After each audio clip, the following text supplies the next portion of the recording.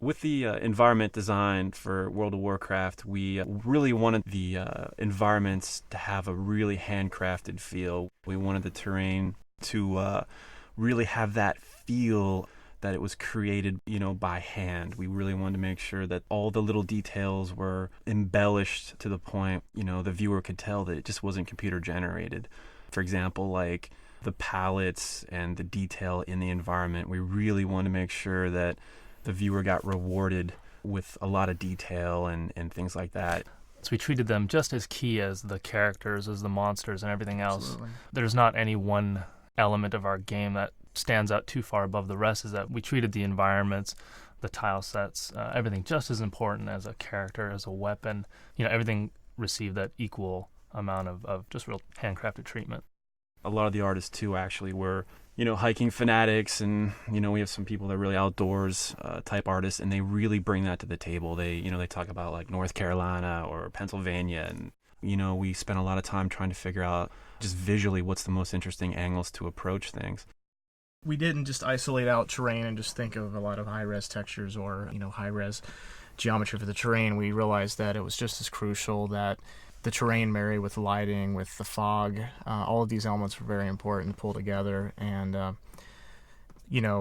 just in layman's terms, we just pulled a lot of old school tricks to try to get across a lot more than what we're really doing technically, and keep all this under wraps where people could still afford to enjoy a nice frame rate and a beautiful vista all at the same time. We had a lot of beautiful color studies, which you'll see as we're talking about this. The game is about a game of trees. You have to have good trees in these kind of games. You stare at the terrain all the time, and we had some of the artists working on some of the trees. You'll notice that we have a really wide range of design for trees. We spent many years looking at the trees and studying them, and they're really like the glue that holds everything together. We were working on one of our earlier zones, and we concepted tree after tree after tree and built tree after tree after tree. And I remember laughing when I realized that we probably had about 50 iterations of this one tree that we just kept refining and trying to get it, as reasonable as possible as far as, poly counts and texture counts. And we went probably through weeks of collective testing on some of those trees over and over again. And then once we had those, it was sort of a framework for the ones to follow. I was just going to say that, when we got the color studies going, I felt like that was a really key point in development for the environments. Once we started doing that, it impacted us, and it took us a while to ramp up. But the initial prep work it took to get these environments, it really paid off in the end. Everything married together so much better. Yeah. Our team of environmental artists spent a lot of time developing their techniques on the terrain itself, learning what types of patterns look best when you're running through the game.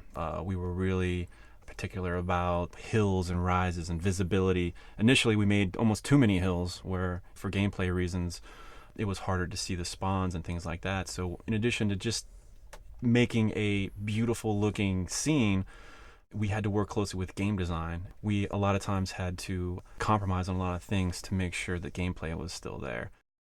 We wouldn't just do one of them for a zone, we'd also do one for different times of day. So we'd have one that was drawn to illustrate what the daytime light settings would be. We would do some for the evening time settings. We found that the sunrise and sunset were some of the most fun values to work with and offered like some of the best lighting.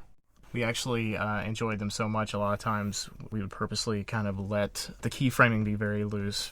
Mornings and evenings actually bleed in very heavily to noon and to midnight, so that you got to enjoy some of that dusty sort of feel a lot more of the day, because it was just more dramatic and just pretty. It was basically just really the sunset lasts for like 8 hours in our game or something like that. Just because it looks so cool, it just runs all day.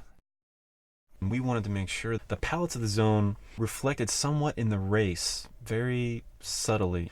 For example, the undead area of Tirisfal Glades, we wanted to kind of keep it cool colors, muted. Yeah.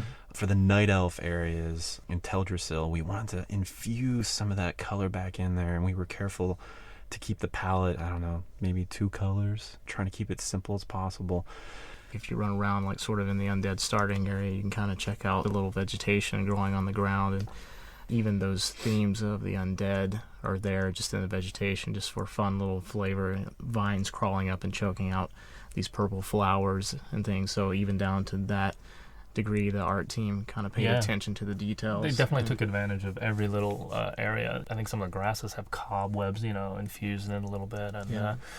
hopefully like a crate or a barrel in the undead starting area, it's going to look and have its own look and feel compared to a crate or a barrel in the human starting area. And everything from the pallets to, the wood having more cracks and broken nails and knife scratches in it or whatever. They definitely took it. All the artists definitely took advantage.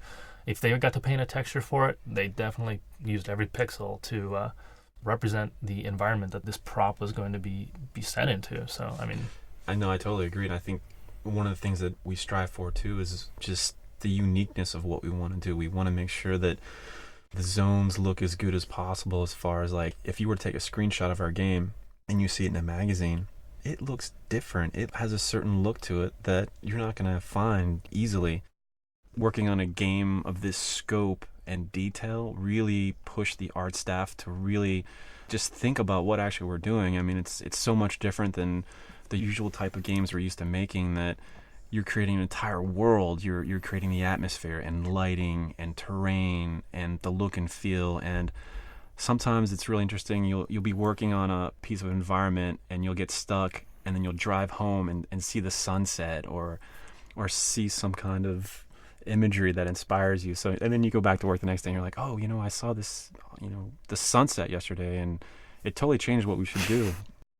yeah, we had lots of just elements to work with in the editor for creating the world. We had the directional lighting, the ambient lighting, the sun color, the moon color, fog color, and all the gradations of colors in the sky. And I know Brandon did most of that stuff for so many of the zones, the watercolor, cloud color. And so we just take our time and put these together and, in the right order, playing off each other, the right colors, the right settings to create just that unified look and feel. Overall, we really wanted to have the environments have that old Maxfield Parish or that NC Wyeth, that warm feel, that handcrafted feel. I know we say that a lot, but we really wanted to have that look. And even in the trees, if you look at the trees, it's very hand painted, all the textures, and we were careful how things blend together, how trees would blend into the environment. We were constantly racking our brains about the tile set, what was too busy. Initially a lot of the roads were too busy and too dark, and we had to simplify those. And it was definitely a learning process, for everyone. But kudos to the team, though.